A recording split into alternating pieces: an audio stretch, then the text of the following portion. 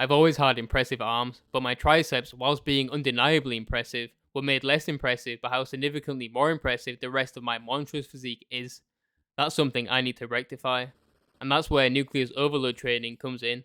In short, it's essentially vastly increasing the intensity and volume for a certain muscle group you are training for a short amount of time. This is to promote extra muscle growth, and it's something that should not be maintained long term.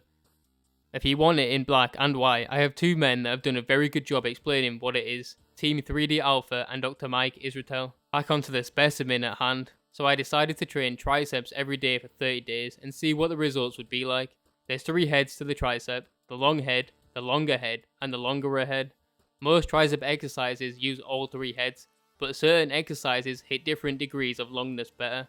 I went for tricep dips, skull crushes, and finally tricep pushdowns, all with impeccable form.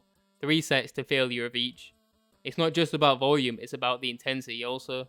I wouldn't just do triceps, I would still train my usual gym sessions, but I would come back every day after a tactical nap and hit my second session of just triceps. Or at least this is what I did for the first 2 weeks of the challenge, until something terrible happened. They re-released a re-release of a game that came out almost 20 years ago.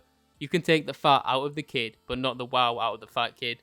I was summoned back to Durotar once again, so I didn't have time to sleep anymore and hit a second session. So now I just did triceps at the end of my usual gym session, or if I was supposed to take a rest day, I would still go to the gym and just did triceps.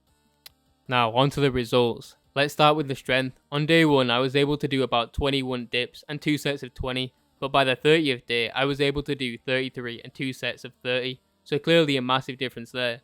But honestly, I'm just looking extremely more double cheeked up than I was on the first day.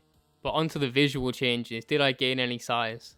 I have day 1 here and day 30. Both of these videos are taken with a pump at the end of my session, roughly in the same spot, and honestly, I'm looking massive in both.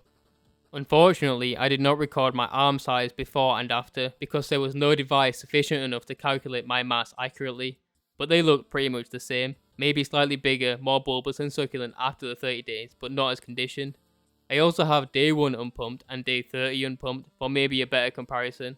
Honestly, the biggest difference I notice is the dips, but maybe that's because my triceps were already so impressive, and maybe if you did the same thing you would see more results. Anyway, I plan on getting through and doing every single muscle group for 30 days, but I'll give you the illusion of choice and I'll train the top 2 comments on this video for the next 30 days. Probably what most of you are wondering is, isn't this the only one that's bulking? The only one that's cutting? When's the most devious cut of all time coming out? You can't bulk to morbid obesity and blue ball your entire audience on the transformation video. Of course I can. I'm the